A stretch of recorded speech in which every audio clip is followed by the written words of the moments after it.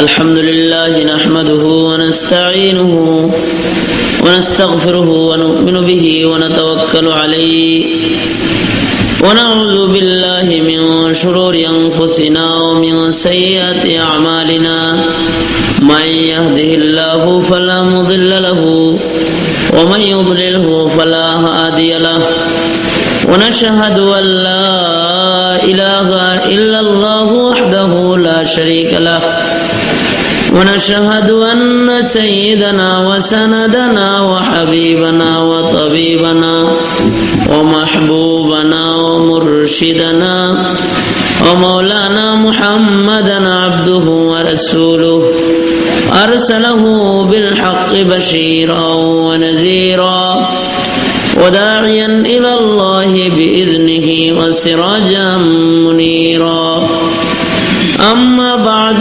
فأعوذ بالله من الشيطان الرجيم بسم الله الرحمن الرحيم وكل إنسان ألزمناه طائره في عنقه ونخرج له يوم القيامة كتابا يلقاه منشورا اقرأ كتابك كفى بنفسك اليوم عليك حسيبا من اهتدى فإنما يهتدي لنفسه ومن ضل فإنما يضل عليها ولا تزر وازرة وزر أخرى وما كنا معذبين حتى نبعث رسولا وقال النبي صلى الله عليه وسلم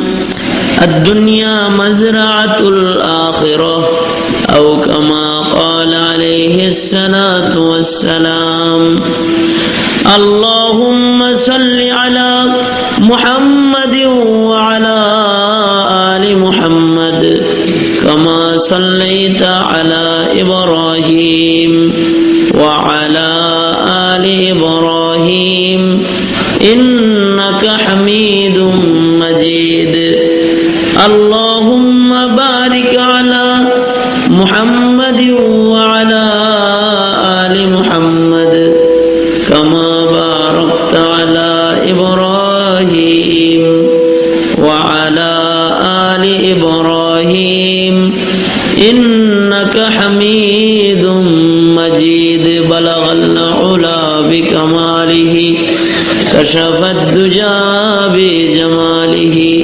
حسنت جميع خصاله صلوا عليه وآله بلغ العلا بكماله كشف الدجى بجماله حسنت جميع خصاله صلوا عليه وآله رہے میرے مسکن حوالی کعبہ بنے میرے مدفن دیار مدینہ بلغ العلا بکمالہ کشف الدجى بجماله حسنت جميع خصاله صلوا عليه وآله আলহামদুলিল্লাহ আয়োজিত অত্র মাদ্রাসার হাফেজ ছাত্রদের দস্তরবন্দি উপলক্ষে মহতি বার্ষিক ওয়াজ মাহফিলের মোহতারম সভাপতি উপস্থিত হযরত বুজুর্গ উলামায়ে কেরাম সম্মুখপানে সমবেত দিন প্রিয় ইসলাম প্রিয় দিনদার ইমানদার মুমিন মুসলমান ভাইরা বুড়া বাবারা যুবক ভাইরা পর্দার আড়ালের মা বোনেরা বিশ্বজগতের মালিক বিশ্ব প্রতিপালকের দরবারে শুকর যে মহান রব্বুল আলামিন আমাদেরকে দয়া করে মায়া করে ভালোবেসে রহমতি বরকতি জান্নাতের টুকরা বাগানে উম্মতের উলামায়ে কেরামের মজলিসে কোরআন ও হাদিসের আলোচনার মাহফিলে আল্লাহ তাআলা আমাদেরকে আসার বসার তৌফিক দান করেছেন। এজন্য মালিকের দরবারে শুকরিয়া আদায় করে মুহাব্বতের সাথে সকলে পড়ি আলহামদুলিল্লাহ।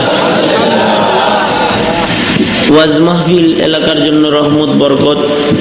ওয়াজ মাহফিল মানুষের নসিহত শোনা, এটা মানুষের জন্য দিল পরিষ্কার হওয়া, গুনাহ মাফ করা, গুনাহ মাফ হওয়া, সামনের হায়াত সুন্দর করার জন্য পাথেয় গ্রহণ করা, এ সকল উদ্দেশ্যকে সামনে করে ওয়াজ মাহফিলে বসা এবং ওয়াজ শুনতে থাকা।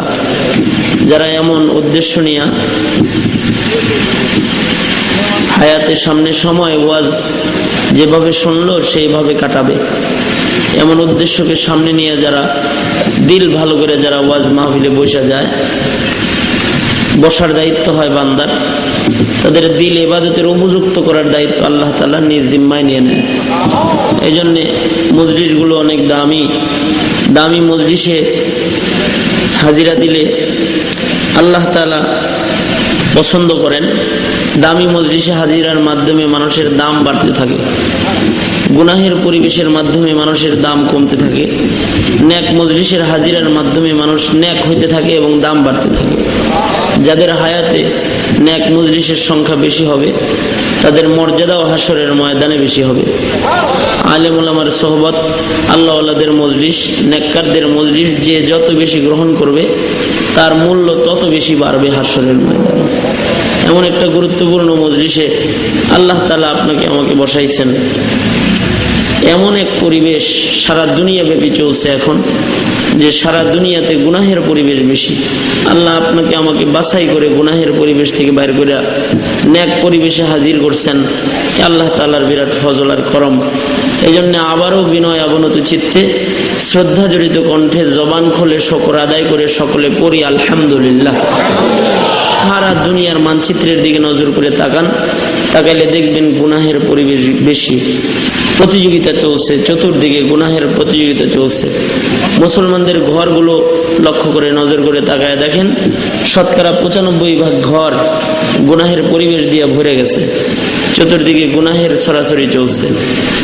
ঘরগুলোর মধ্যে রেডিও, টিভি, গান বাদ্যের আওয়াজ, নাটক, সিনেমার আওয়াজ দিয়ে ঘরগুলো ভরে গেছে। ঘরের মধ্যে ছবি টাঙায় রাখা হয়েছে, মূর্তি দিয়ে ঘর সাজানো হয়। ঘরের পরিবেশ, দোকান পাশারি থেকে শুরু করে বাজারঘাটের পরিবেশগুলো গুনার পরিবেশ দিয়ে ভরে গেছে। এমনকি আন্তর্জাতিকভাবে গুনাহের প্রতিযোগিতা চতুর্দিকে হইতেছে। এই যে বিশ্বকাপ খেলা চলতেছে, বিশ্বকাপ খেলাকে কেন্দ্র করে আন্তর্জাতিকভাবে জুয়ার প্রতিযোগিতা চলতেছে, জুয়া খেলা হইতেছে। একটা বল, এটার উপরে বাজি হইতেছে, দুই পক্ষ জুয়া খেলতেছে, টাকার বাজি ধরতেছে। একটা খেলা, হার জিত নিয়ে বাজি ধরতেছে। একজন এক দলের সমর্থক, আরেকজন আরেক দলের সমর্থক টেলিভিশনের সামনে বসে বসে টাকার সামনে নিয়ে বাজি ধরে খেলা দেখতেছে। এ হলো গোটা দুনিয়াব্যাপী মুসলমানদের হালাত। এই সময়ে যখন গুনাহের প্রতিযোগিতা, ওই সময় কেউ যদি ইবাদতের মজলিসে থাকে, নেক মজলিসে থাকে, তো এই নেক মজলিসের এবং ইবাদতের দাম আল্লাহ তাআলার কাছে বেশি হইতে থাকে। সুবহানাল্লাহ। হাদিসে পাকে আছে, ফিতনার জমানায় একটা সুন্নতের উপরে আমল করলে গলা কাটা শহীদের সওয়াব দান করা হবে। সুন্নতের আমলের বরকতে গলা কাটা শহীদের সওয়াব। কেন? জমানাটা যে ফিতনার জমানা, চতুর্দিকে গুনাহের পরিবেশ, তখন যদি কেউ সুন্নতের উপরে আমল করে তো সুন্নতের আমলটার দামও অনেক বেশি হয়ে যায়। এই জন্য হাদিস শরীফের মধ্যে আছে, قال النبي صلى الله عليه وسلم قال النبي صلى الله عليه وسلم من تمسك بسنتي عند فساد امتي فله اجر شهيد। ফাসাদের জমানায় সুন্নতের আমল, গলা কাটা শহীদের সওয়াব পাওয়া যায়। যখন গুনাহের প্রতিযোগিতা, ওই সময় কেউ যদি নেক কাজ করে, নেক মজলিসে বসে, এটার মূল্য অনেক বাড়তে থাকে। এই জন্য আমরা যারা নেক মজলিসে বসে পড়েছি, আল্লাহ তাআলা আমাদেরকে এই নেক মজলিসের বরকত দান করুক। সকলে আওয়াজ করে বলেন আমিন। আরো জোরে আওয়াজ করে বলেন আমিন। আর একটা কথা শোনাই, যতক্ষণ বান্দা নেক মজলিসে বসা থাকে ততক্ষণ বান্দা আল্লাহর রহমতের ভেতরে বসা থাকে, রহমতের কোলে বসা থাকে এবং রহমতের চাদর দিয়ে বান্দা আবৃত অবস্থায় থাকে। যখনই বান্দা গুনার পরিবেশে চলে যায়, তখনই বান্দা শয়তানের ওয়াসওয়াসার ছাতার নিচে ঢাকা অবস্থায় থাকে। গুনাহের পরিবেশে যদি কোনো বান্দার মৃত্যু হয়ে যায়, তাইলে ওই বান্দা সবচেয়ে তার ভয়াবহ ক্ষতি হলো এই ঈমান হারা অবস্থায় মৃত্যুবরণ করার সম্ভাবনা থাকে, কারণ শয়তানের ধোঁকার ভেতরে থাকে তখন। আর যদি কোনো বান্দা ন্যাক পরিবেশে থাকে, ন্যাক হালতে ন্যাক কাজ করতে করতে তার যদি মৃত্যু এসে যায়, তাহলে ওই বান্দাটা সবচেয়ে ফায়দা তার ঈমানের হালতে তার মৃত্যু নসিব হয়। এই জন্য আমাদের মুরব্বীরা সবসময় ন্যাক পরিবেশে থাকার দোয়া করতেন আল্লাহ তাআলার কাছে, ইয়া আল্লাহ ন্যাক পরিবেশে আমাকে রাখেন। এবং আমাদের মুরব্বীরা তো কেউ ন্যাক পরিবেশের বাইরে সময়ই কাটায় নাই। আমাদের হায়াতে ন্যাক পরিবেশ কম, ইবাদতের পরিবেশ পাওয়াই মুশকিল, আর আমাদের মুরব্বীরা ন্যাক পরিবেশের বাইরে সময় কাটায় নাই। সুবহানাল্লাহ। একজনকে জিজ্ঞেস করা হয়েছে, এক বুজুর্গকে, যে আপনার কাছে যদি এখন আজরাইল আসে, আজরাইল যদি এসে বলে আগামীকালকে 12টার সময় আপনার ইন্তেকাল হবে, তা আপনি 12টা পর্যন্ত কি করবেন? কোন ইবাদত করে কাটাইবেন আগামীকালকে 12টা পর্যন্ত? তো মুরব্বী বলতেছে যে আমার কাছে যদি আজরাইল এসে এখন বলে যায় যে আগামীকালকে 12টায় আমার মৃত্যু হবে, তাহলে আমি আজকে 12টা পর্যন্ত যে আমলগুলো করছি আগামীকালকে 12টা পর্যন্ত সেই আমলগুলোই করব। তার মানে কি, আমার হায়াতের মধ্যে আমি এমন কোনো গুনাহ ঢোকাই নেই যখন আজরাইল আসলে আমার সমস্যা হইতে পারে। আমার পুরো হায়াতটা এরকম হিসাব করা সাজানো আছে যে যখনই আজরাইল আসবে তখনই আমি যাওয়ার জন্য তৈয়ার আছি। আলহামদুলিল্লাহ। এ হলো হালাত। তাহলে তাদের পরিবেশটা কি ছিল, তাদের হালত কি ছিল, আমাদের কি হালত আছে? বান্দা যদি গুনার মধ্যে থাকে তখন অন্ধকারের ভিতরে থাকে, আর যখন ইবাদতের ভিতরে থাকে তখন বান্দা আলোর ভিতরে বসে থাকে। সুবহানাল্লাহ। অন্ধকার আর আলো ব্যবধান আছে না? এই জন্য হাকিকতুল ঈমানে নূরুন, হাকিকতুল মাসিয়াতি যুলমাতুন। ঈমানের আসল হলো আলো, আর গুনাহের আসল হলো অন্ধকার। তো মুমিন সব সময় আলোর ভিতরে থাকবে, অন্ধকারের ভিতরে থাকবে না। জন্য আল্লাহ তাআলার কাছে নেক পরিবেশের দোয়া বেশি বেশি করা, ইয়া আল্লাহ আপনি আমাকে আলোর ভিতরে বেশি বেশি রাখেন, নেক কাজের ভিতরে বেশি বেশি রাখেন, নেক কাজের প্রতিযোগিতার ময়দানে পড়ে থাকা। কারণ হায়াতই হলো নেক কাজ করার জন্য। ক্বালান নবী সাল্লাল্লাহু আলাইহি ওয়াসাল্লাম আদ-দুনিয়া মাজরাতুল আখিরাহ। আল্লাহর নবী বলেন দুনিয়াটা হলো আখিরাতের সম্বল উপার্জনের জায়গা। আখিরাতের সম্বল উপার্জন করবে, যেটা নেক কাজ সেটা উপার্জন করবে কোন জায়গায়? দুনিয়ায়। এইখানে জিন্দেগির মাবদা, মাআদ, মিয়াদ, জিন্দেগির শুরু, জিন্দেগির শেষ, জিন্দেগির মাকসাদ, উদ্দেশ্য। অ্যালবামটি শুরু হলে এক ফোঁটা নাপাক পানি, ইসলামী প্রযোজনা, এক ফোঁটা নাপাক পানি ছিলাম অডিও অ্যান্ড সিডি সেন্টার। মায়ের পেটে এক ফোঁটা নাপাক পানি হয়ে গেলাম, সেখানেই এক ফোঁটা নাপাক থেকে আল্লাহ তাআলা বানাইল। তারপরে মায়ের পেটের অন্ধকার থেকে দুনিয়ার আলোতে আসলাম, জন্ম হইল। এরপরে এই আলোতে কিছু সময় কাটে মানুষের, এরপরে আবার একটা মরা লাশ, নাপাক একটা লাশে পরিণত হয়। আগেও নাপাক, পরেও নাপাক। এক ফোঁটা নাপাক পানি দিয়ে শুরু হয়, আবার নাপাক লাশে যায়, শেষ হয়ে যায়। মাঝখানে যেটা থাকে এটা হলো হায়াত। হায়াতটা যারা নেক কাজের প্রতিযোগিতার ময়দানে কাটাবে তারা আল্লাহ তাআলার কাছে চলে যাবে। সুবহানাল্লাহ। এই কারণে আল্লাহ তাআলা আদেশ করতেছে তাআওয়ানু আলাল বিররি ওয়াত তাকওয়া, তাআওয়ানু আলাল বিররি ওয়াত তাকওয়া ওয়ালা তাআওয়ানু আলাল ইসমি ওয়াল উদওয়ান। আল্লাহ তাআলা বলে বান্দা নেকের প্রতিযোগিতা করো, তাকওয়ার প্রতিযোগিতা করো। আল্লাহর ভয় আছে, আল্লাহর ভয়ের প্রতিযোগিতা করো, মুত্তাকি হওয়ার প্রতিযোগিতা করো, তাকওয়া অর্জনের প্রতিযোগিতা করো, কে কত বেশি অর্জন করতে পারো। নেক কাজের প্রতিযোগিতা করো, কে কত বেশি নেক কাজ কামাই করতে পারো। সাবধান, গুনাহের প্রতিযোগিতা কিন্তু করো না, আল্লাহ তাআলার অবাধ্যতার প্রতিযোগিতা কিন্তু করো না। এখন সারা দুনিয়াব্যাপী মুসলমানরাই গুনার প্রতিযোগিতা করতেছে, কে কত বেশি গুনাহ করতে পারে এই প্রতিযোগিতার ময়দানে মুসলমানদের চলাফেরা চলছে। এটা আমাদের এই যে অশান্তি বাড়তেছে, আযাব গজব আসতেছে, এটা কারণ যদি আমরা ইবাদতের ময়দানে থাকতাম তাহলে আল্লাহ তাআলার রহমত আমাদের উপরে আসতো। আমাদের হায়াতে যেমন অশান্তি বাড়তেছে, ঠিক হায়াতের নিরাপত্তা নষ্ট হয়ে যাইতেছে গুনাহের কারণে। গুনাহগারের নিরাপত্তা নাই তো, যে কোনো সময় কাফের মুশরিকে আমাদের মাথার উপরে বোমা ফেলতে পারে, এরকম নিরাপত্তাহীনতায় আছি আমরা। যে কোনো সময় ধরে ফেলতে পারে, নিরাপত্তাহীন অবস্থায় আছি না। কারণ গুনাহগার যখন গুনাহ বেশি করে আরম্ভ করে তখন তার কিছু ক্ষতি হয়। 1 নাম্বার, তার ইজ্জত কমে যায়। 2 নাম্বার, মানুষ তারে ঘৃণা করতে থাকে, মাখলুকাতও তাকে ঘৃণা করতে থাকে। আল্লাহ তাআলার পক্ষ থেকে বিভিন্ন ধরনের বালা মুসিবত আসতে থাকে। হায়াতের নিরাপত্তা নষ্ট হয়ে যায়, নিরাপত্তাহীন হায়াত শুরু হয়ে যায়।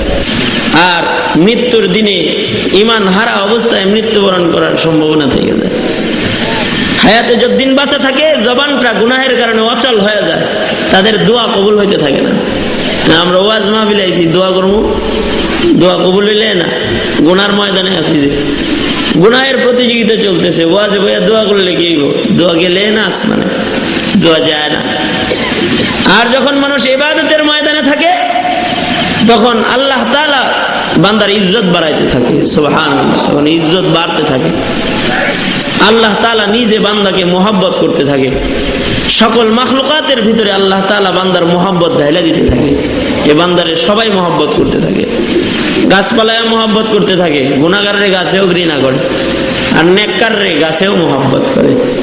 গুনাহগার গাছের ছায়ায় বসলে গাছ তার উপরে লানত করতে থাকে, আর বদদোয়া দিতে থাকে, আর বলতে থাকে তাড়াতাড়ি যাস না কেন পাপী, তাড়াতাড়ি যা।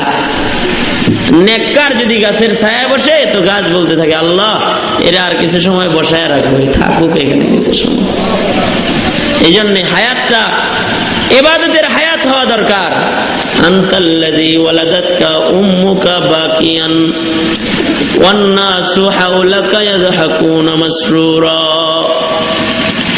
আনতাল্লাযী ওয়ালাদাতকা উম্মুকা বাকিয়ান ওয়ান নাসু হাওলাকা ইয়াযহাকুনা মাসরুরা। ফাজহাদ লিনাফসিকা ইয ইয়াকুনু বাকিয়ান ফি ইয়াউমি মাউতিকা যাহিকাও ওয়া মাসরুরা। যেদিন তুমি প্রথম এসেছিলা ভবে কেঁদেছিলা তুমি একা, হেসেছিল সবে। যেদিন তুমি প্রথম এসেছিলা ভবে কেঁদেছিলা তুমি একা, হেসেছিল সবে। এমন জীবন তুমি করো হে গঠন, মরণে হাসিবে তুমি কাঁদিবে ভুবন। মরণে হাসিবে তুমি কাঁদিবে ভুবন। নেক কাজ করবে তো মৃত্যুর সময় হাসতে হাসতে আল্লাহর কাছে চলে যাবে। গুনাহ করবে মৃত্যুর দিন কাঁদতে কাঁদতে যেতে হবে। জন্ম হয়েছে কান্দা, বিদায় হবে কান্নাকাটি করে।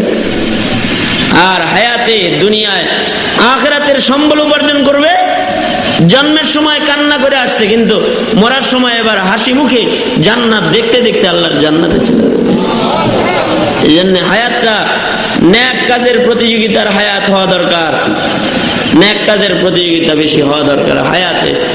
এটাই বান্দার একমাত্র নাজাতের রাস্তা। কারণ যা করতেছি সব রেকর্ড হয়ে যেতেছে, ফাঁকি দেওয়ার কোনো কায়দা নাই। তাকাইতেছি, চোখের দৃষ্টি নজর হয়তো নেক হবে, তাছাড়া গুনাহ হবে। মা বাবার চেহারা তাকায় দেখলো কবুল হজের নেক, পরনারী তাকায় দেখছে গুনাহ হয়ে গেছে গা। আল্লাহর কোরআন তাকায় দেখছে নজরে নেক, নগ্ন জিনিস তাকায় দেখেছে নজরে গুনাহ। আলেম ওলামার চেহারা তাকায় দেখেছে মোহাব্বত জাহির করেছে নেক। সগীরা গুনাহ ঝরে পড়ে যাইতেছে। পাপিষ্ঠ পাপীদের চেহারা দেখেছে, পাপীদের আকর্ষণ দিলে রেখেছে, নজরে গুনাহ হয়েছে। জবান দিয়ে কথা বলেছে, ভালো কথা বলেছে, নেক হয়ে গেছে। গুনার আওয়াজ করেছে তো গুনাহ হয়ে গেছে। অর্থাৎ বান্দার জিন্দেগির প্রত্যেকটা কাজ, প্রত্যেকটা কথা, প্রত্যেকটা নজর, প্রত্যেকটা আওয়াজও দুই ভাগে ভাগ হয়ে যেতেছে। দুইজন ফেরেশতা দুই কাঁধে বসা আছে, একজন নেক লিখতেছে আর একজন গুনাহ লিখতেছে। ছোট্ট থেকে ছোট্ট জাররা পরিমাণ নেক কথা বলতেছি তাও তিনি লিখতেছে সওয়াব, যাররা পরিমাণ ন্যাক করতেছি ওটাও আমলনামায় ফেরেশতায় উঠায় নিতেছে, আর যদি গুনাহ হয়ে যাইতেছে সেটা গুনাহ হিসেবে ফেরেশতায় বাম পাশে বসে উঠায় নিতেছে। যার নেকের লিস্টি বড় হবে সে জান্নাতে যাবে, আর যার গুনার লিস্টি বড় হবে জাহান্নামে যাবে। এই জন্য দুই জায়গা বানাইছে মরার পরে, হয়তো জান্নাত নয়তো জাহান্নাম। নেক বেশি জান্নাত, গুনাহ বেশি জাহান্নাম। সিদ্ধান্ত নেওয়া দরকার কোন জায়গায় যাবো, গন্তব্য গাড়িটা কোন জায়গায় যাবে, জান্নাতে যাবে না জাহান্নামে যাবে। মাকসাদ উদ্দেশ্য বের হওয়া দরকার। যদি জান্নাতি উদ্দেশ্য হয় তবে হায়াতটা নেক দিয়ে সজ্জিত করতে হবে, নেক কাজের প্রতিযোগিতার ময়দানে পড়ে যেতে হবে। যার জীবনে যত বেশি নেক বাড়বে তত বেশি অগ্রসর হয়ে যাবে, জান্নাতের পথে অগ্রসর হয়ে যাবে। আল্লাহ তাআলা আমাদেরকে গুনার প্রতিযোগিতার ময়দান থেকে সরায় ইবাদতের প্রতিযোগিতার ময়দানে এনে দেখ। সকলে জোরে বলেন আমিন, আরো জোরে আওয়াজ করে বলেন আমিন। মানে ইবাদত যে করবো এর জন্য দরকার তৌফিক। তৌফিক ব্যতিরেকে ইবাদত সম্ভব নয়, নেক সম্ভব নয়। নেক কাজের ভিতরে লেগে থাকবে, আল্লাহ তাআলার কাছে এটা কবুল করার লাগবে। এই জন্যে মাঝে মাঝে আল্লাহর কাছে দোয়া করতে হয়, ইহদিনাস সিরাতাল মুস্তাকিম সিরাতাল্লাযীনা আন'আমতা আলাইহিম গায়রিল মাগদুবি আলাইহিম ওয়ালাদ-দাল্লিন। ইয়া আল্লাহ, ওই পথে আমাকে চালান, ওই কাজ আমাকে করান যে পথে আপনার পেয়ারারা চলেছে, যে কাজ আপনার পেয়ারা বান্দারা করেছে। ও রব্বে কারীম ও মালিক, ওই কাজগুলা আপনি আমাদের বেশি বেশি করান। আল্লাহর কাছে দোয়া করা, যদি সুযোগ পায় তাহলে আল্লাহর ভালোবাসা পায় গেল। এই জন্য কারি তৈয়ব সাহেব বলেন, যথাসম্ভব ইবাদতের ভিতরে বসে থাকো, ইবাদতে লাগা থাকো, তাহলে আল্লাহর মহব্বতের এরিয়ার ভিতরে বসে থাকো। যারা আল্লাহ ইবাদতে বেশি সময় রাখে আল্লাহ ভালোবাসে, তাই ইবাদতের ভিতরে থাকে। মসজিদে কেউ যায় সবার আগে যায়, সবার পরে বাইর হয়। আর কিছু আছে সবার পরে যায় সবার আগে বাইর হয়। কেউ বেশি সময় থাকে, কেন থাকে? আল্লাহ তাআলা তাকে বেশি সময় রাখে, এই জন্য থাকে। কেউ ওয়াজ মাহফিলে সবার আগে যায়, সবার পরে বাইর হয়। কেউ প্রতিদিন সকালে কোরআন তেলাওয়াতে বসে যায়, এই কেন রে? আল্লাহ তাআলা তাকে বসায় রাখে, এই জন্য বসে থাকে। এই জন্য আল্লাহ তাআলার কাছে এ তৌফিক মাইয়া ইবাদতের ভিতরে বেশি সময় কাটাইতে থাকা। সূরা বনী ইসরাঈল থেকে আয়াত তেলাওয়াত করেছি। আল্লাহ তাআলা বলতেছেন, আপনাকে আমাকে আল্লাহ তাআলা হুঁশিয়ারি দিতেছেন যে সবার গলায় একটা একটা করে আমলনামা কিন্তু ঝোলানো আছে। জিন্দেগিতে যা করতেছি সব আমলনামায় উঠতেছে। আমলনামা গলায় ঝুলন্ত অবস্থায় আল্লাহ তাআলা আপনাকে আমাকে দাঁড় করাবে। হাসরের ময়দানে, ময়দানে মাহশরে বান্দা যখন আল্লাহর দরবারে দাঁড়াবে, সকল বান্দাগুলার গলায় একটা একটা করে আমলনামা ঝুলন্ত অবস্থায় থাকবে। মহিলাদের গলার হারের মতো সবার গলায় যার যার জীবনের রিপোর্ট আল্লাহ তাআলা ঝুলায় দিবে। ওই আমলনামার মধ্যে সব বান্দা খুঁজে পাবে। ওই জন্মের পর থেকে মৃত্যু পর্যন্ত সময়টা কোন কাজে কাটাইছে, কয় রাত্রি ওয়াজ মাহফিলে কাটাইছে, কয় রাত্রি গুনার পরিবেশে কাটাইছে, কয়টা গুনাহ করেছে, কয়টা নেক করেছে, সব বান্দা আমলনামার ভিতরে তালাশ করে পাবে। হাসরের কঠিন ময়দানে সুবিন্যস্ত বিস্তারিত লেখাও আমলনামাটা গলায় দিয়েই আল্লাহ বান্দাকে দাঁড় করায় দিবে আর বলবে, ও বান্দা, তোমার গলায় যে আমলনামা, তোমার রিপোর্টটা তোমার গলায় ঝোলানো আছে, তুমি জীবন কেমনে কাটায়ছো এই আমলনামায় সব দেওয়া আছে। আজকের দিনে আমি আহকামুল হাকিমিন, আল্লাহ তাআলার তোমার মতো বান্দার বিচার করার দরকার নাই। তুমি তোমার গলায় ঝুলন্ত আমলনামাটা নিজেই একটা একটা করে পাতা উল্টাও আর পড়তে থাকো, হে বান্দা, আজকে তুমি আমার জান্নাতে যাইবা না জাহান্নামে যাইবা, নিজের আমলনামা পয়রা নিজেই বুঝতে পারবা তুমি কি জান্নাতি না জাহান্নামী। নেক বেশি করছো না গুনাহ বেশি করছো, তুমি পড়ো, নিজেই টের পাইয়া যাইবা। ওই দিন আল্লাহ তাআলার কাছে আমাদের দ্বারায় ওই নিজের আমলনামা নিজে দেখতে হবে। আর ওই দিন অপরাধীরা আমলনামা পয়রা বলতে থাকবে মালি হাযাল কিতাব লা ইউগাদিরু সাগীরাতাও ওয়ালা কাবীরাতান ইল্লা আহসাহা। কিরে, এটা আবার কেমন আমলনামা? এই কিতাবের কি হলো যে আমার হায়াতের ছোট্ট গুনাহটাও ছাড়ে নাই, ছোট্ট নেকটাও ছাড়ে নাই, সব দেখি উঠায়া দিছে, সব এখানে লেখা আছে রে। বান্দা নিজেই পড়তে থাকবে। মনে মনে ভাবতে পারেন, আমরা যারা পড়াশোনা জানি না আমরা কেমনে পড়বো?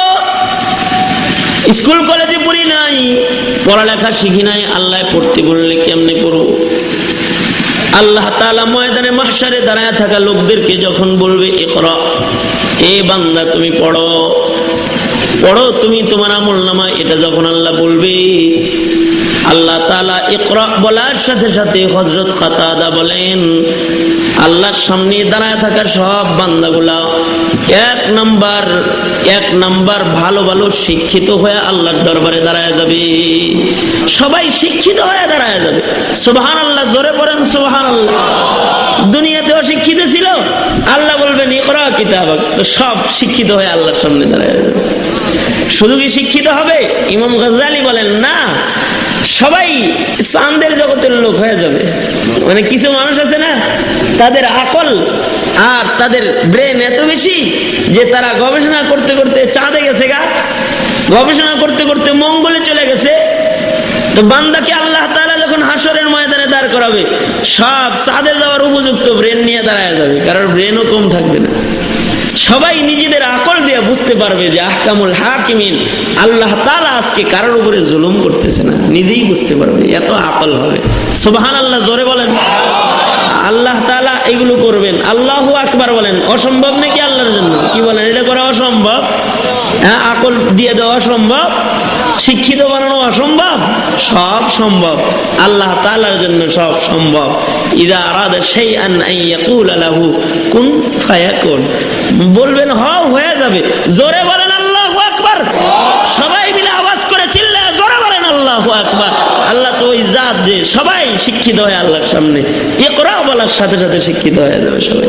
বান্দা আমলনামা পড়তে থাকবে, বান্দার আমলনামা পড়া বান্দা নিজেই বুঝবে আজকে সে জান্নাতি নাকি সে জাহান্নামী। যদি বান্দা ইবাদতে কাটায় থাকে, তাহলে ইবাদতের সংখ্যা, নেকের সংখ্যা বেশি দেখতে পাবে। যদি গুনাহ করে থাকে, গুনাহের সংখ্যা কিন্তু বেশি হবে। এজন্য সাধ্যমতো ইবাদতের ময়দানে থাকা।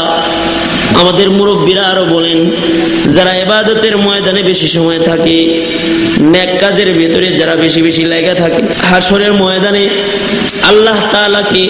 আল্লাহ তাআলা ও বান্দাগুলাকে চিনবেন, মোহাব্বত দিয়ে ডাকবেন আর চিনা ফেলাবেন। তার মানে নেক কাজের মাধ্যমে আল্লাহ তাআলার সাথে বান্দার পরিচয়, সম্পর্ক গভীর হয়। গুনার মাধ্যমে ইবলিসের সাথে সম্পর্ক হয়। আর নেক কাজ ও ইবাদতের মাধ্যমে আহকামুল হাকিমিন আল্লাহ তাআলার সাথে বান্দার খাতির হয়, সম্পর্ক হয়। সুবহানাল্লাহ। যত নেক কাজ করে আল্লাহর লগে তত খাতির বাড়ে, আর যত গুনাহ করে তত কার লগে খাতির বাড়ে? হ্যাঁ, এই কথা কন না কে? গুনার মাধ্যমে কার সাথে খাতির বাড়ে? শয়তানের সাথে। আর ইবাদতের মাধ্যমে কার সাথে খাতির বাড়ে? আল্লাহ তাআলার সাথে। হায়াতে আল্লাহর সাথে যার যত খাতির হইব ততই না চিনব। আপনার জীবনে যার সাথে একবার দেখা হয়েছে তারে যেমন চিনেন, বারবার দেখা হয়েছে তারে ওইরকমই চিনেন। যার সাথে জীবনে একবার দেখা হয়েছে তারে দেখলে বলবেন যে হায় রে, কই দিনই দেখছিলাম রে তোরে। আর যার সাথে বারবার সাক্ষাৎ হয়েছে তারে তো দৌড়ে ধরে ফেলবেন, বন্ধু আসেন, অনেকদিন পরে আবার পেয়ে গেছি আপনার। খাতির বেশি। আল্লাহ তাআলার সাথে দুনিয়াতে ইবাদতের মাধ্যমে যাদের খাতির বেশি, আল্লাহ তাআলা বিনা হিসাবে তাদের জান্নাত দিবেন। আর বলবেন এতদিন দূরে ছিল, আর দেরি হয় না, আসো কাছে আসো, জান্নাতে ঢুইকা বড়। খাতির বেশি, তাই না? জান্নাত দিবে। গুনার মাধ্যমে শয়তানের সাথে খাতির, আল্লাহ তাআলার রহমত ওই দিন বান্দাকে চিনবেই না।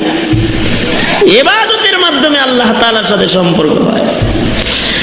কেউ জীবনে একবার নামাজ পড়ছে, বছরে একবার নামাজ পড়ে, তার সাথে আল্লাহর যেমন খাতির, 5 ওয়াক্ত যে নামাজ পড়ে তার সাথে ওইরকম খাতির না। কিন্তু দিনে 5 বার আল্লাহর সাথে যে দেখা করে তার সাথে আল্লাহর সাথে আলাদা খাতির। আবার কিছু কিছু বান্দা আছে আল্লাহর সাথে স্পেশাল সাক্ষাৎ করে তাহাজ্জুদ পড়ে। সব মানুষ ঘুমায় যায়, বান্দা তখনও আল্লাহর মোলাকাতে সাক্ষাতে দাঁড়ায় রয়। তার সাথে আল্লাহ তাআলার আলাদা সম্পর্ক। বান্দা যত আল্লাহ তাআলার সাথে সম্পর্ক গভীর করবে, হায়াতটা হলো নেক কাজ করে আল্লাহর সাথে বান্দার আবদিয়াতের সম্পর্ক গড়ার জন্য আল্লাহ তাআলা বান্দাকে দান করেছে। যারা এই হায়াতে আল্লাহর সাথে সম্পর্ক যত বেশি গভীর করবে, সে আল্লাহর জান্নাতে আল্লাহ তাআলার তত বেশি নিকটে অবস্থান করবে। সুবহানাল্লাহ। ইবাদতের মাধ্যমে আল্লাহর সাথে সম্পর্ক হয়, কারণ ইবাদতটা আল্লাহ তাআলার সাথে মুলাকাত। নামাজ পড়ে আল্লাহর সাথে মুলাকাত হয়ে যায়, কোরআন শরীফ তেলাওয়াত করে আল্লাহর সাথে আলাপ হয়ে যায়, কথোপকথন হয়ে যায়, জিকির করে ডাকাডাকি হয়ে যায়, আল্লাহ তাআলার সাথে বান্দার ডাকাডাকি হয়ে যায়। সুবহানাল্লাহ জোরে বলে। সম্পর্ক হইতে থাকে, সম্পর্ক হইলেই তো লাভ। দুনিয়ার মানুষের সাথে সম্পর্ক হইলে লাভ, আল্লাহর সাথে সম্পর্ক হইলে কত লাভ। এমপির সাথে সম্পর্ক হইলে লাভ, হ্যাঁ, বড় লোকের সাথে সম্পর্ক হইলে লাভ, চেয়ারম্যানের সাথে সম্পর্ক হইলে লাভ, মন্ত্রীর সাথে হইলে লাভ, প্রেসিডেন্টের সাথে সম্পর্ক হইলে লাভ, আল্লাহর সাথে সম্পর্ক হইলে লাভ না, অনেক বড় লাভ। বাদশার সাথে সম্পর্ক হইলে কত লাভ। সুলতান মাহমুদ গজনবী রহমতুল্লাহ আলাইহির ওয়াকিয়া দিয়ে আমাদের বুজুর্গরা দৃষ্টান্ত দেয়। এই সুলতান মাহমুদ গজনবী রহমতুল্লাহ আলাইহি অনেক বড় এক বাদশা ছিলেন, ফখরবিহীন বাদশা, যার কোনো অহংকার ছিল না, এরকম একজন বাদশা ছিলেন। গোলামের সাথে এমন ভাবে দাঁড়ায় থাকতেন, বুঝাই যাইতো না কে গোলাম আর কে বাদশা।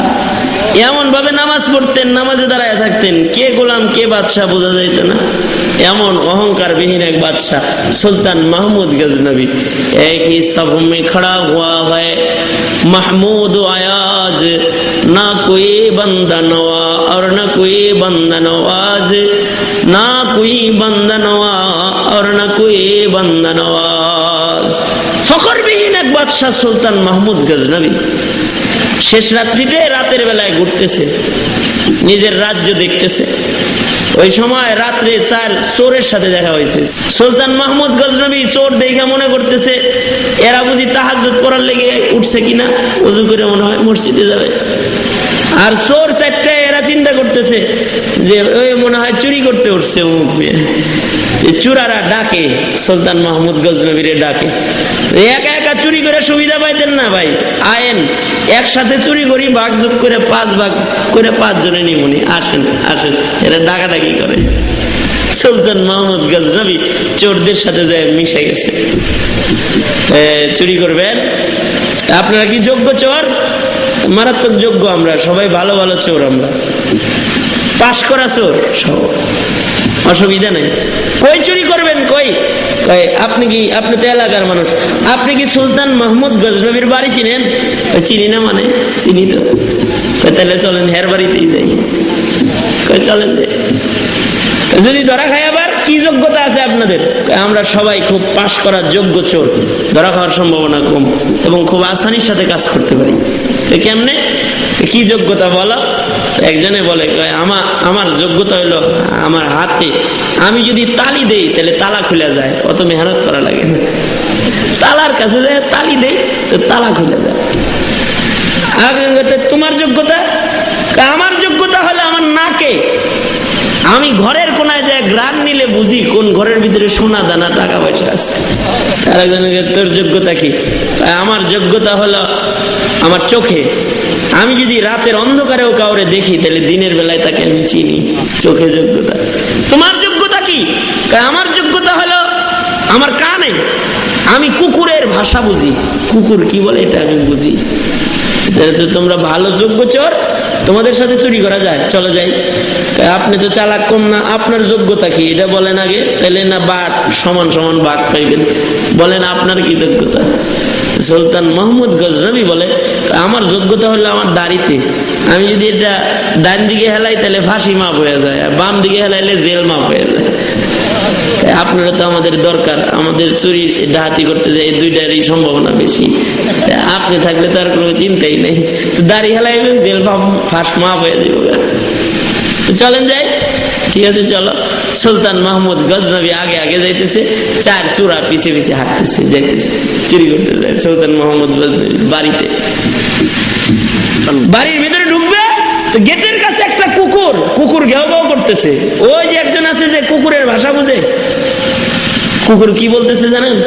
কুকুর বলে, আয় বাড়ির লোকেরা সাবধান সাবধান, বাদশাহ মেহমান নিয়ে কিন্তু বাড়িতে ঢুকতেছে, সব সাবধান হয়ে যাও। যে কুকুরের ভাষা বুঝে যে, ও বলতেছে, আগে জানতাম মানুষের মাথা খারাপ হয়, এখন দেখি কুকুরেরও মাথা খারাপ হয়। যাই চুরি করতে ও কয় মেহমান যায় বাদশার সাথে। পাগলা কারাতে পাঠান দরকার বেটা, কুকুরের দাঁতানি দেওয়া আরম্ভ করছে। আমরা যাই চুরি করতে, কুকুরের মাথা খারাপ। কুকুর কয় বাদশার সাথে যায়, বাদশার সাথে আছে। তো এটা একটা গুরুত্ব দেয় নাই, ভিতরে ঢুকে গেছে, তালি দিছে, তালা খুলে গেছে, নাক দিয়ে গ্রান নিছে, সম্পদ কোন ঘরে আছে বাইর করে ফেলাইছে, ভিতরে ঢুকে পড়ছে, একেবারে বস্তা ভইরা 5টা গাঁটটি সুন্দর করে রেডি করছে। চোরাটা 5 জনে 5 গাঁটটি নিব। এর ভিতরে একজন আছে একটু অলস তবিয়তের, ও বলতেছে, আমাদের সাথে তো জেল ফাঁস মাফ হওয়ার কারামতি আছে, এত পেরেশান হওয়ার কি দরকার, একটু বিশ্রাম নেই পরে যামনি। এখন এই গাঠি বুকসা রেডি করে যখন সব বিশ্রাম নিতে একটু কায়ত হয়েছে, রাত জাগা মানুষ সবটি ঘুমায় গেছে। সুলতান মাহমুদ গজনবী দরজা বাইরে থেকে আটকায় ফজরের নামাজে চলে গেছে। ফজরের নামাজ পড়ে সুলতান মাহমুদ গজনবী রাজ দরবারে আইসা হাজির হয়ে জল্লাদ পাঠায় দিছে, 4টা আছে ঘরের ভিতরে, 8খানে ধরে নিয়ে বিচার করুন। 4টা ধরে না হাজির করছে, 4টা দাঁড়াইছে আসামির কাঠ গড়ায়। ওই যে এর ভিতরে একজন আছে রাত্রে দেখলে দিনে চিনে, ও এই তো আসামি হিসাবে দাঁড় করেও ও দেখে হাসে। সবাই খুব চিন্তিত, কিন্তু ও খুব বেশি চিন্তিত না।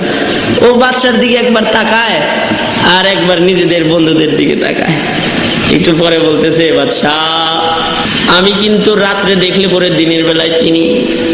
4 জন ছিলাম না, 4 জন ছিলাম না, চোর ছিলাম মোট 5 জন।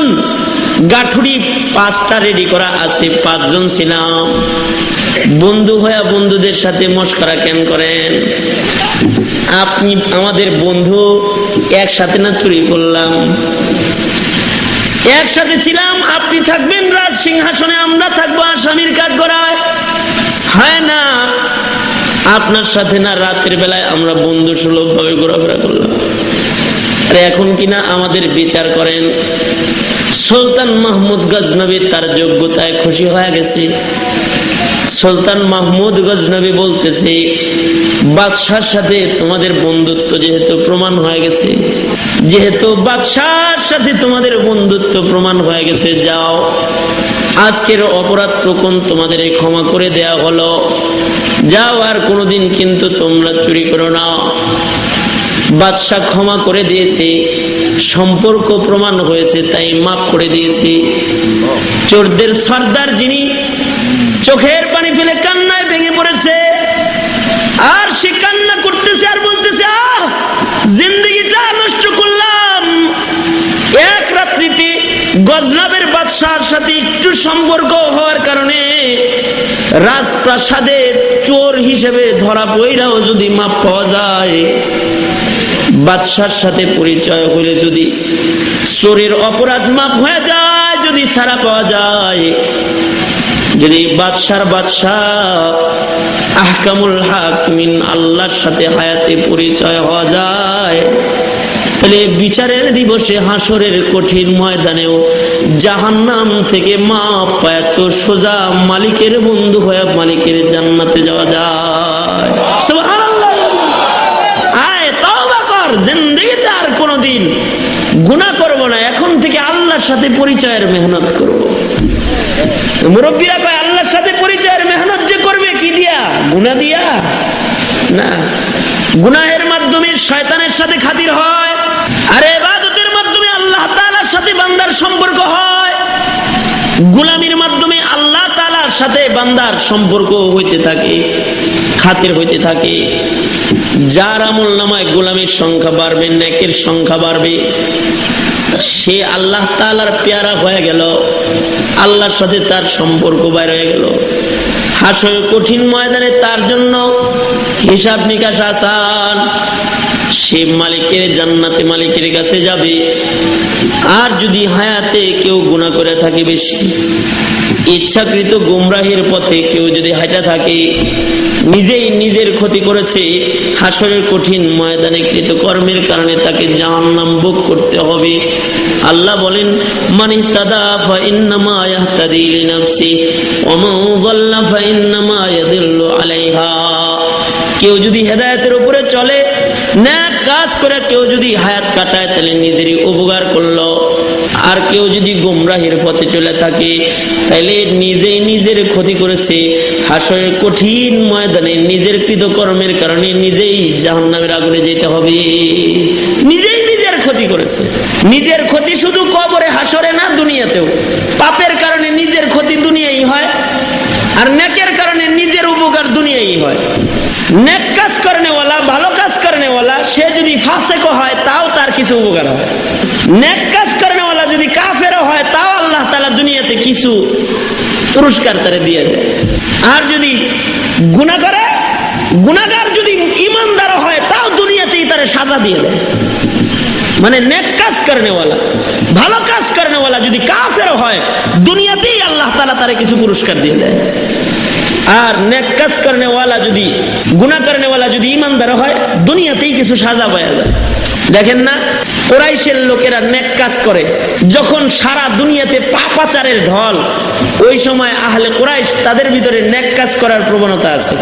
এজন্য আল্লাহ তাআলা আহলে কুরাইশের মর্যাদা বাড়ায় দিয়েছে। সারা দুনিয়াতে শিরিক হইতেছে, পূজা হইতেছে, মূর্তির পূজা, আগুনের পূজা, শিরিকের ঢল, জীবন্ত মানুষ কবর দিতেছে, মদ পান করে ফখর করে ঘোরাফেরা করতেছে। কিন্তু এরই ভিতর দিয়েও কুরাইশরা ভালো কাজ করে, এজন্য আল্লাহ কুরাইশের মর্যাদা বাড়ায় দিছে। কুরাইশরা কি ভালো কাজ করে? এরা আল্লাহর ঘর ঝাড়ু দেয়, মানে কাবা শরীফ ঝাড়ু দেয়। এরা ভালো কাজ করে, এরা জমজমের পানি উঠায় আল্লাহর মেহমানদেরকে খাওয়ায়, দাঁড়ায় দাঁড়ায় মানুষের খেদমত করে। কিছু এক কাজ করে তারা, বাইতুল্লাহ ভাঙা পুনর্নির্মাণ করে, আবার তারা সুন্দর করে বানায়, ভালো কাজ করে। এ কারণে আল্লাহ তাআলা তাদের ইজ্জত বাড়ায় দিয়েছেন। কিরকম ইজ্জত বাড়াইছেন? যে সারা দুনিয়াতে কুরাইশকে আল্লাহ তাআলা সরদারি দান করছেন, ইজ্জত দান করছেন। এরকম ইজ্জত দিছেন এবং এরকম নিরাপত্তা দিছেন যে কুরাইশকে আল্লাহ তাআলা নিরাপত্তা দিলেন নেক কাজের বরকতে। এমন নিরাপত্তা দিলেন, জানমালের নিরাপত্তা, যে তাদের মাল সম্পদ যদি মরুভূমির প্রান্তর দিয়ে উটের পিঠে ছাইরা দেয়, কাফেররাও তাদের মালের উপরে আক্রমণ করে না, কাফেররাও তাদের মালের দিকে তাকায় না। ওই যে আল্লাহ তাআলা সূরা কুরাইশ নাজিল করে ইহসান জিতলাইতেছেন। এই কুরাইশ, আমি কি তোমাদেরকে জানমালের নিরাপত্তা দেই নাই? ইলাফি কুরাইশিন ইলাফিহিম রিহলাতাশ শিতাই ওয়াস সাইফ ফালিয়াবুদু রাব্ব হাযাল বাইত আল্লাযী আত'আমাহুম মিন জু'ইন ওয়া আমানাহুম মিন খাউফ। আমি তোমাদেরকে ক্ষুধার্ত অবস্থায় খানা খাওয়াই নাই? আমি তোমাদেরকে জানমালের নিরাপত্তা দেই নাই? তোমরা কিছু ভালো কাম করে এর লাগি দিছি। যদি তোমরা শুধু ভালো কাজ না কইরা বাইতুল্লাহর রবের গোলামি করা আরম্ভ করো, তাইলে তোমাদেরকে স্থায়ী নিরাপত্তার জান্নাত দিয়ে দেবো আমি। সুবহানাল্লাহ। খালি বাইতুল্লাহর খেদমত করো, তাই এত কিছু দিছি। আর আমার গোলামি করলে তাইলে তোমরা এক কাজ করো, ফালিয়াবুদু রাব্ব হাযাল বাইত, এই বাইতুল্লাহর রবের গোলামিও করা তোমরা আরম্ভ করো, তাহলে স্থায়ী নিরাপত্তা, স্থায়ী ইজ্জত আমি তোমাদেরকে জান্নাতে দান করব। নিরাপত্তা পাওয়া যায়। শুধু কি তাই? নেক কাজের মাধ্যমে দোয়া কবুল হয়। এ কারণে কুরাইশের দোয়া যুগে যুগে কবুল হয়েছে। জমজমের পানি হারায় গেছে গা, খাজা আব্দুল মুত্তালিব দোয়া করতেছে, আল্লাহ ও রব্বুল বাইত, এই কাবার মালিক। আল্লাহ তো বলা জানে না, কিন্তু কাবার মালিক বলা জানে। আল্লাহ বলা জানে না, কিন্তু ডাক দেয় কি বলে, এই কাবার মালিক, জমজমটা চালু করে দে, জমজম চালু করে দে। যদি জমজম চালু করে দেস, তাহলে আমার 10 ছেলের একটা জব করে দিব, কোরবানি দিয়ে দেন। আল্লাহ তাআলা দোয়াও কবুল করে বলেছে, জমজমের পানি বলক দিয়ে বের হয়ে গেছে। মানে বালু ঝরে জমজম হারায় গেছে, দোয়াও কবুল হয়। শুধু কি এই দোয়া কবুল হয়েছে? না, বাইতুল্লাহ ভাঙ্গার লেগে আব্রাহা আইছিল বাইতুল্লাহ ভাঙতে। হাতির কাফেলা নিয়ে আব্রাহা 60,000 সৈন্যবাহিনী নিয়ে বাইতুল্লাহ ভাঙতে আইছে। কি লেগা? নকল কাবা একটা বানাইছে ইয়ামানে। খ্রিস্টানরা তো খুব খবিস নাম্বার 1 আগের থেকেই। ওরা এমন কোনো জিনিস নাই যেটা নকল বানায় নাই। কাবা নকল বানাইছে, নকল নবী বানাইছে।